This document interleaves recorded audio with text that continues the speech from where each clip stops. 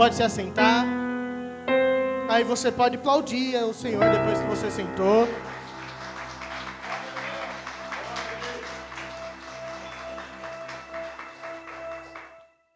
Eu não sei se tem mais alguém que tem a cabeça inquieta, parecido com a minha. Mas a Bíblia é um livro muito complexo, gente. Embora ela seja de uma leitura muito fácil, dificilmente tem alguns versículos aí que a gente lê e não entende de cara. Mas é que o Evangelho e a Bíblia propriamente dita, ela não é um livro que conta mentiras pra gente. Ela não é um livro que conta inverdades ou que mascara as situações para nós. Um filósofo, estudioso, na verdade sociólogo, ele diz que a religião e a Bíblia por si só, ela tem a capacidade, Amandinha, de disfarçar a realidade das pessoas. Alguns estudos, principalmente de países que aí hoje são mega desenvolvidos, como Estados Unidos, Inglaterra, falando de Europa, né, Inglaterra, França, foram países que nasceram grandes homens de Deus. Parte da grande reforma aconteceu na Alemanha. E hoje são países ateus, na sua maioria, os que não são ateus, estão se tornando cada vez mais islâmicos. Eles entendem que a religião ela é uma máscara da realidade. Porque se nós pararmos para pensar, o Evangelho de Cristo é uma injeção de ânimo em quem não tem nada. O Evangelho de Cristo, ele se trata de um povo, gente, pequeno. Se você for parar para pensar, o povo de Deus, ele nasce e ele se consolida em uma região extremamente pequena. Se você olhar Israel é ali do tamanho de Santa Catarina. Não tem nada demais ali naquele país. E aí você começa a olhar e Deus, ele chama um povo, assim, esquecido na história, uma terra pequena. E aí tudo que vem de lá começa a prosperar. Israel passou por guerras, lutas e outras lutas. Não sei quantas vezes a capital foi destruída. Ainda hoje nós vemos uma luta lá que parece que não tem fim. E eles levam a vida sabendo que Deus é com eles. Então aí você percebe, né? Depois de uma grande guerra, qual que é o argumento que se tem para levantar o país? Deus está conosco. Todas as vezes que Israel é destruído, eles se levantam novamente, reconstroem os muros, e eles fazem questão isso, de ir lá nas cidades históricas e levantar os muros novamente, de ir lá na sepultura dos pais dele e colocarem as coisas no lugar de novo. Alguns acham que isso é besteira, mas para ele não, aquilo é cumprimento de promessa, e eles têm na cabeça dele algo que parece uma injeção de ânimo mesmo, que todas as vezes que destruírem Israel, eles vão levantar de novo. E isso no ponto de vista lógico, isso parece burrice. É anormal e o Salmo 23, ele é uma dureza de ler, quando nós vamos nas entrelinhas dele. Porque o primeiro verso, o segundo verso, o terceiro, são versos lindos. E Marx com certeza diria, tá vendo? É por isso que os pobres, coitados, adoram esse Deus. Porque ele se apresenta como um bom pastor. Quem aqui não gosta de um bom pastor? O sonho de uma boa ovelha é ter um bom pastor, né? Porque sabe que o bom pastor, na hora que ela se machucar, não vai descartar ela, vai colocar ela sobre os ombros. E a promessa, no segundo verso, é que além dele cuidar, ele vai dar repouso, vai dar descanso. Quem aqui trabalha bastante aí, gente? Quem trabalha bastante? Só vocês, gente. Ou vocês estão cansados? Também, né? Então eu vou perguntar de novo para te dar a chance de só estar cansado, amém? Quem aqui trabalha bastante? Melhorou. Agora deixa eu te falar uma coisa. Deixa eu fazer uma pergunta aqui, trabalhadores. Me diga se o que eu vou dizer agora seria um dia perfeito para vocês. Quem aqui gosta de sol aí? Quem aqui gosta de sol? Trabalhadores que gostam de sol. Um dia bom para vocês. Confirmem comigo. Ir para uma praia. Já viu? Já deu até entonação. Uma praia de águas cristalinas, com um hotel assim de frente para o mar. Quem que aqui está gostando dessa história? E nesse hotel, João, a melhor coisa é, você pode comer de tudo, você pode beber de tudo. Ó Jesus falando. Amandinha, você pode dormir e acordar a hora que quiser. Ninguém vai falar, manda vai lavar a louça. Tá ficando boa essa história, não tá? E a melhor parte, Cris, eu acho que essa parte vai ter gente pulando na cadeira. É tudo na faixa, Cris. Quem quer ter umas férias dessa? Agora, irmão, agora trabalhadores que gostam de frio. Imagina só. Vamos pensar, Gramado. Aquele friozinho do sul. Um chocolate quente. Olha o Anderson falando em línguas ali até, gente. Tudo de graça. Isso é bom ou não é? E sabe o que Deus ele promete? No Salmo 23, levar ovelhas para as águas tranquilas, com refrigério da alma. E quem aqui não quer viver isso? E é por isso que esse sociólogo fala que a gente é tudo doido da cabeça. Que a gente só acredita, que a gente acredita num Deus está prometendo paz, está prometendo tranquilidade, está prometendo saúde para um povo que às vezes passa dificuldade para pagar as contas. Agora, trabalhadores, ergue a mão aí, mas ergue com força para mim não passar vergonha sozinho. Quem aqui já chegou no final do mês? Tô falando de final de mês, já tô vendo o semblante mudando. O semblante da praia estava melhor. Mas no final do mês, começa a acabar as coisas. Você olha para o armário, você fala, misericórdia. Da praia veio o tsunami, levou tudo que eu tinha. E aí você olha lá, abre a sua conta bancária, não tem nem o 0,00, está escrito, você faliu. E aí é engraçado isso, é engraçado. Para quem não está passando. Mas de fato, quando nós olhamos para essa realidade que nós temos, talvez alguém com um pouquinho de coragem vai perguntar, mas e o Deus que me prometeu águas tranquilas? E o Deus que me prometeu a praia, o hotel, tudo na faixa? Será que Ele não me ama mais? Qual é o pecado que eu estou cometendo? Gente, eu falei para vocês no começo, eu sou uma pessoa que minha cabeça, ela gira bastante nisso. Vocês já pararam para ver a África? Como que é a situação da África? Ontem eu tive uma reunião à noite, um cliente nosso está na Indonésia, e ele estava falando, e aí eu perguntei, cara, mas e aí, como que é a cultura aí, cara? Ele falou, mano, aqui é pobre, aqui é um país muito pobre. A Indonésia ela é uma ilha que ela está no centro da Ásia, é cerca de 1h30 para ir para o Japão, China, é bem perto, mas lá é pobre, Jorge, é pobre. E aí, só que uma coisa que ele falou me chamou bastante atenção. Ele falou, ô Vitor, mas tem uma coisa que esse povo é feliz. O que esse povo tem de pobreza, eles têm de felicidade. Eu fui para a Austrália, ele contou, eu fui para a Austrália e me deu desespero.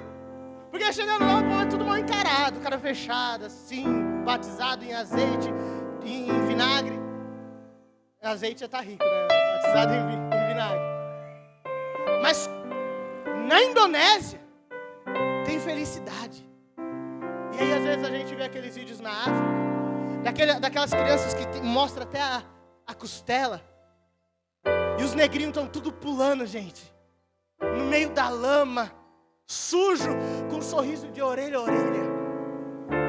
E aí eu fico me perguntando, Deus, e o bom pastor?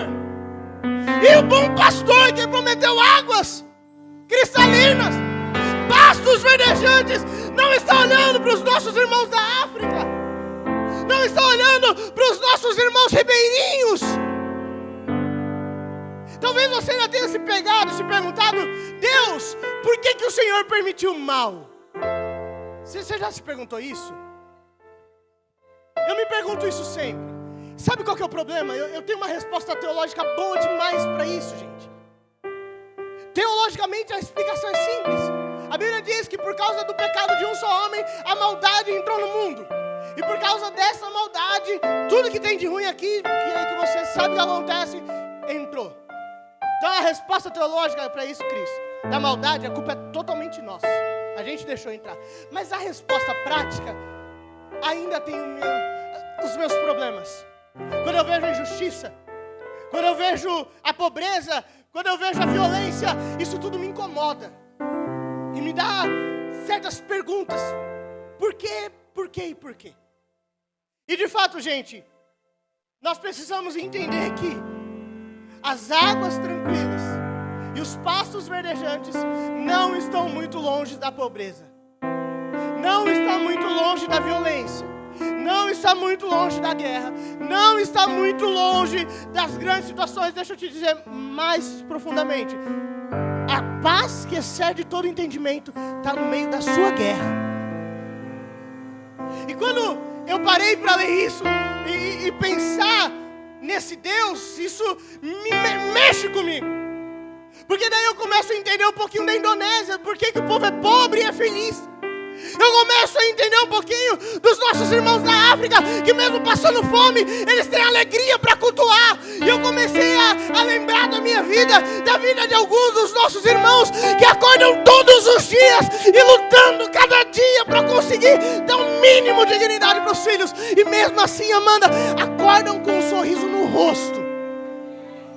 E levantam e vão para cima, e pega trem cheio, ônibus lotado, e ainda chega quarta-feira, 7:30 da noite, cansado, mas ainda ergue as suas mãos para louvar a Deus. Aí eu comecei a entender, Tami, que a paz que excede todo entendimento, que essas águas tranquilas, Cris, não está muito longe, não está no hotel de frente para uma praia paradisíaca. Não está no hotel, lá em Gramados. Está dentro de nós. No verso 4, depois de todas essas promessas, Deus, Ele conta algo para nós que é impactante e dolorido também. O salmista Davi diz: ainda que eu ande pelo vale da sombra e da morte. Gente, isso daqui não é um texto poético somente. Isso não é uma poesia. É de um cara que sabia o que era ver a morte quase todo dia. De um homem que do mesmo jeito que era amado por uma nação, era odiado por outras várias nações. Um homem que perdeu o filho. Um homem que viu as suas terras muitas das vezes enfrentando invasões, guerras. E ele nos dá um recado: o vale da sombra da morte, ele existe. E nós passamos por ele. Talvez você entenda que o vale da sombra da morte é só aquela doença que quase não venceu. Ou é aquele problema de vida ou morte, um acidente, que a pessoa sofreu um acidente e por pouco, mas não é só isso. O contexto de morte que nós vemos na Bíblia não está falando só sobre algo físico, mas sobre algo completo. Morrer é o fim de todas as coisas. E muitas das vezes nós estamos com os nossos sonhos mortos. Nós estamos passando dia após dia mortos, vivos. Sem esperança, sem expectativa, não consegue sonhar mais, não consegue vislumbrar nada. Eu lembro e sempre falo isso para minha mãe. Eu tinha uma professora, Amanda, que assim, era diabólico uma coisa que ela faria. Eu aprendi com ela. Eu aprendi o que ela quis dizer, mas eu achava muito diabólico. Ela falou assim: eu nunca vou desejar ter um helicóptero. Nunca vou desejar. Eu sou uma professora do ensino médio. É impossível eu conseguir ter um helicóptero. Então, eu vou ser feliz somente... Ou ela não usava o termo feliz, né? Ela usava: eu vou ser completa somente com aquilo que eu posso alcançar. E aí tem uma implicância. E aquilo que não consegue? E aquilo que nós não conseguimos alcançar? Isso vai mudar alguma coisa na nossa felicidade? Vai. Aquela mulher, ela é completa dentro do que ela tem domínio. A doença não escolhe gente. As lutas da vida não escolhem condição financeira, não escolhe. A situação que você está passando, posso te dar um recado? Foi feito um sorteio, não sei em que região, um sorteio assim, vai passar por um problema financeiro, e o sorteado de hoje foi... Você foi selecionado. Você pode glorificar Deus, você foi selecionado, seu problema. Chega para todo mundo.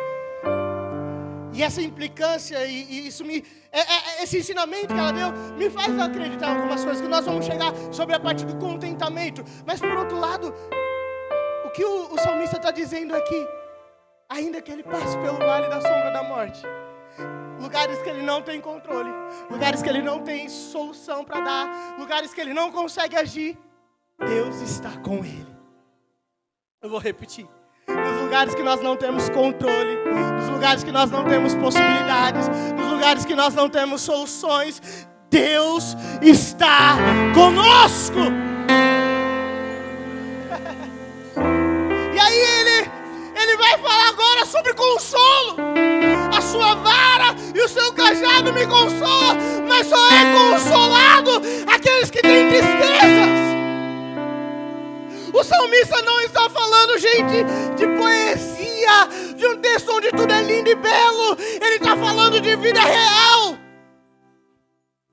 Ele está falando sobre dificuldade. Ele está falando sobre luta.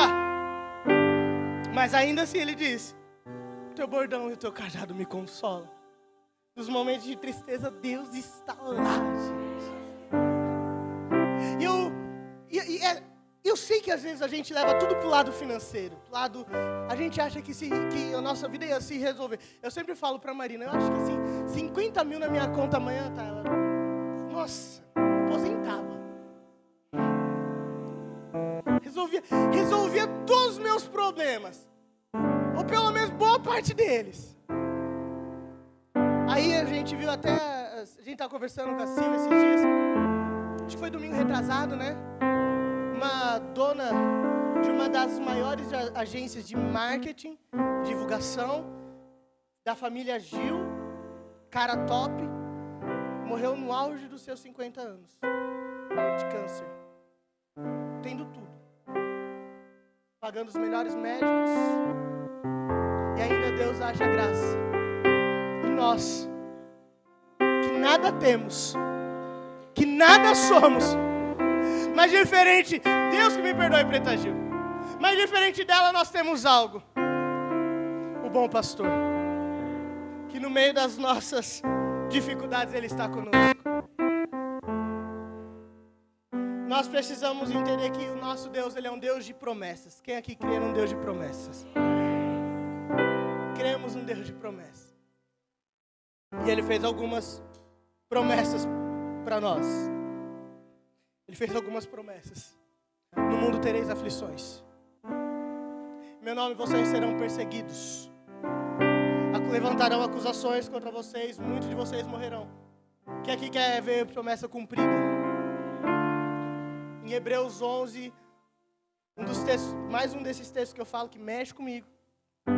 Está lá escrito.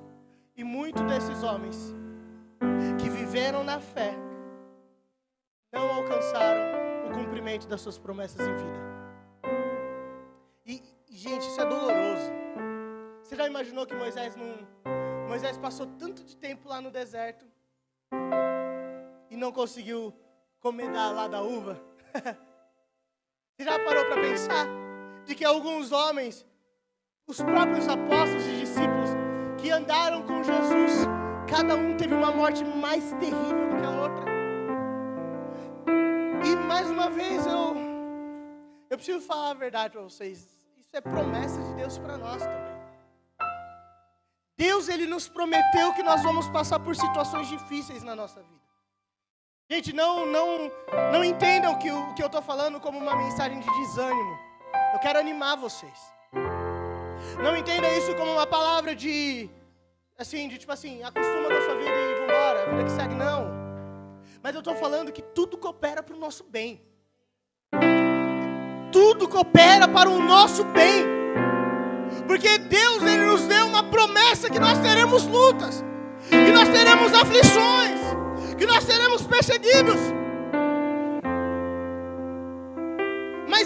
é uma promessa. No verso 6 do Salmo 23. A bondade e a misericórdia certamente me seguirão. E ele coloca prazo de validade. Todos os dias da minha vida. Seu dia está ruim, está péssimo, deu tudo errado. A bondade, a misericórdia do Senhor, ela está te seguindo. Seu dia parece que não vai ter fim. A bondade, a misericórdia do Senhor te seguirão. Eu me alegro no meio das atribulações, sabe por quê? Porque eu sei que a bondade, a misericórdia do Senhor me seguirão todos os dias.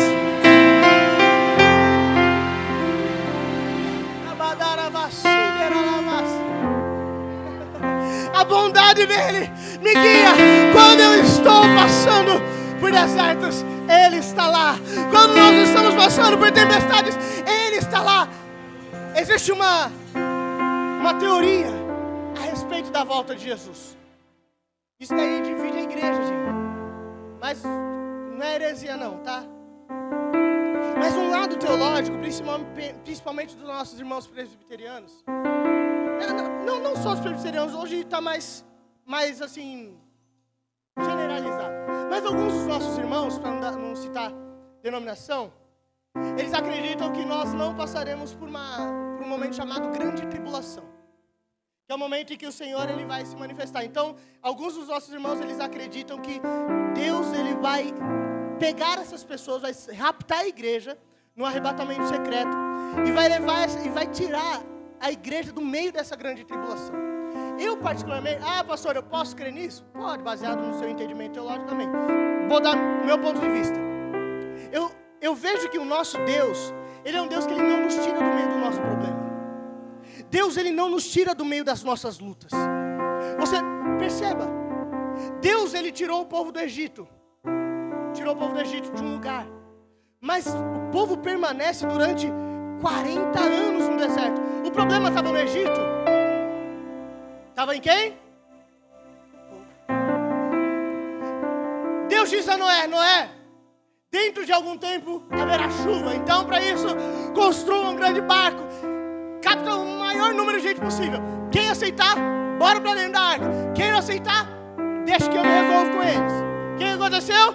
Quando começou a gotejar lá, aí o povo ficou desesperado. Ninguém deu crédito à pregação de Noé. Mas a pergunta que não quer calar: Noé passou pelo dilúvio?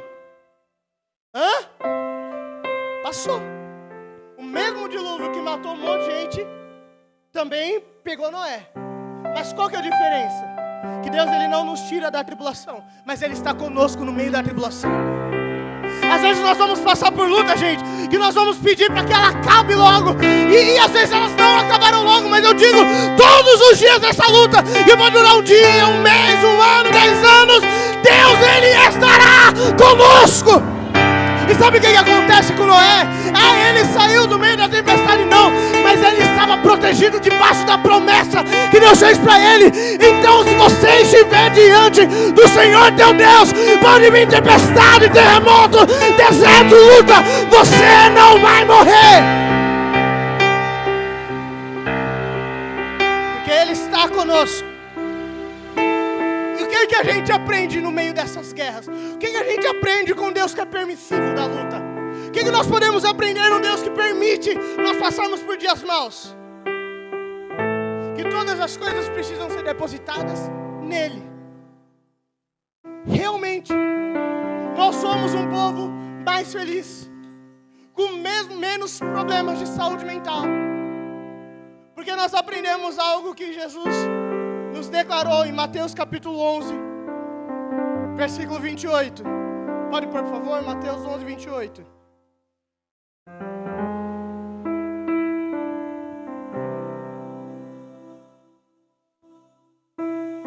Mateus capítulo 11, versículo 28. Olha o que Jesus está falando. Vinde a mim, todos os que estáis cansados e sobrecarregados, e eu vos E eu vos... Pode passar. 29.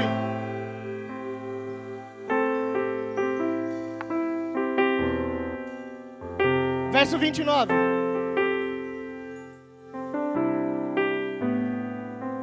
Tomai sobre vós o meu jugo e aprendei de mim, porque eu sou manso e humilde de coração, e achareis descanso para a vossa alma. 30. Porque o meu jugo é suave e o meu fardo é leve. E eu volto a repetir o primeiro: vinde a mim vós que estáis cansados, de outras traduções, sobrecarregados, e eu vos aliviarei. Por que nós somos diferentes? Porque o nosso fardo está em Jesus, as nossas lutas estão em Jesus. Eu consigo sorrir no meio da minha luta, porque eu já troquei o meu fardo. O que é o fardo e o jugo?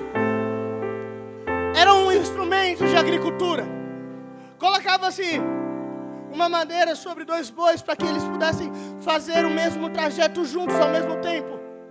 E Jesus está dizendo: eu não vou tirar o peso do trabalho, não. Eu não vou tirar a ferramenta. Eu não vou tirar, eu não vou te deixar dormir até meio-dia e ainda ter lá o hotel e tudo mais. Não vai dar.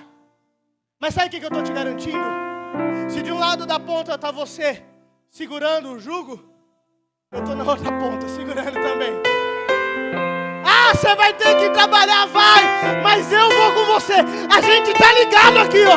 Você está desse lado e eu estou com você. Sabe o que ele está falando? Eu não vou tirar fardo, mas eu vou trocar. Vamos fazer o seguinte: o que você não consegue levar, eu levo. O que você consegue, você leva. Mas nós dois vamos juntos. Você pode levantar a mão que eu quero profetizar algo, mas só levanta a mão se você tiver fé. Deus hoje começa a caminhar com jugo suave, com pessoas, com fardos que são mais leves. Você pode levantar isso? Vai, eu creio, fala, eu creio que a partir de hoje o meu jugo e o meu fardo serão modificados.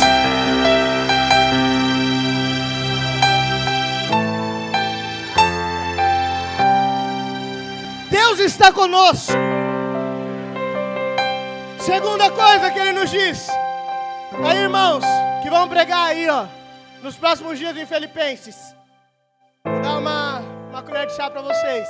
Filipenses 4:11.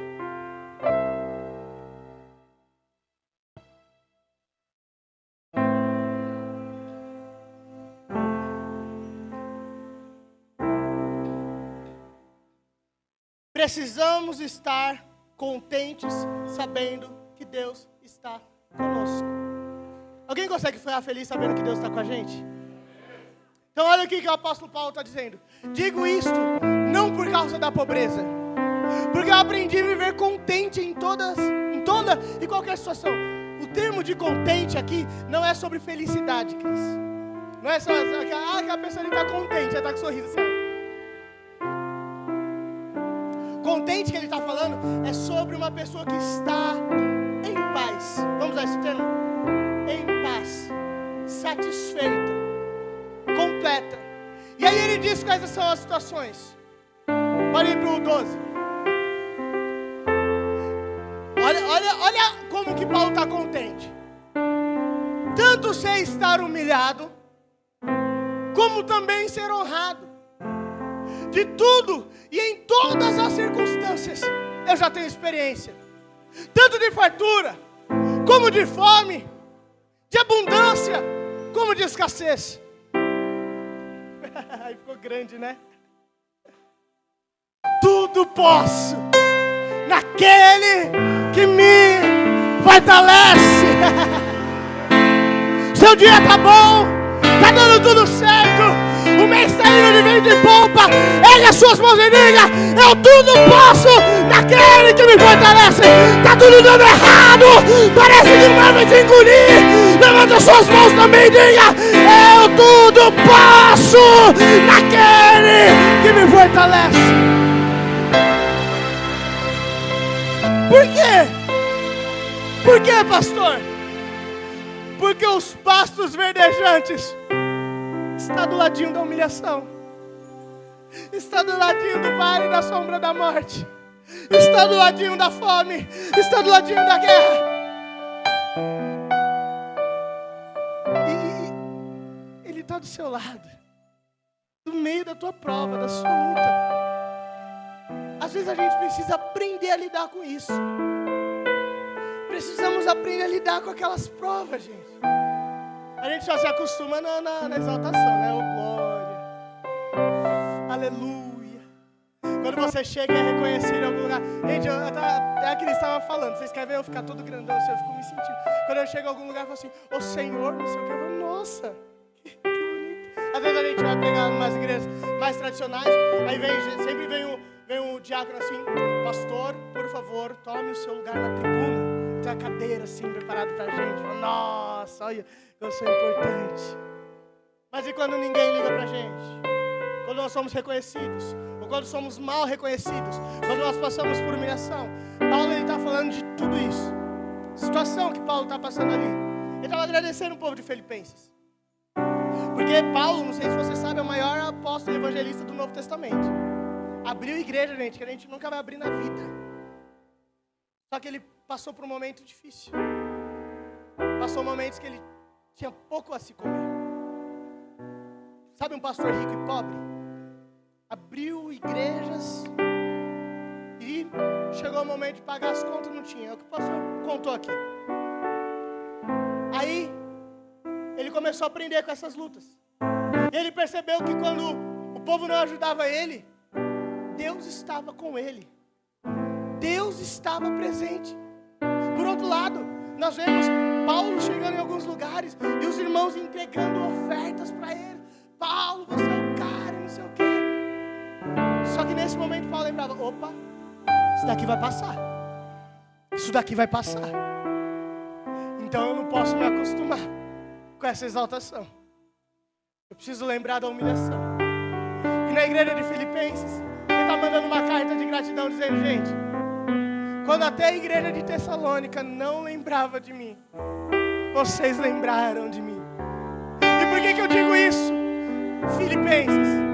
Porque eu aprendi a viver humilhado, exaltado, e todas essas coisas eu aprendi. Mas não esqueçam uma coisa, tudo podemos naquele que nos fortalece. E eu quero terminar dizendo, não estamos sós. Você pode se colocar de pé? Mateus 28, versículo 18.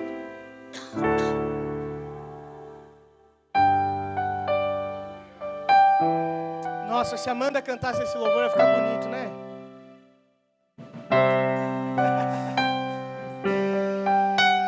Jesus, aproximando-se, falou-lhes, dizendo, toda autoridade me foi dada no céu e na terra.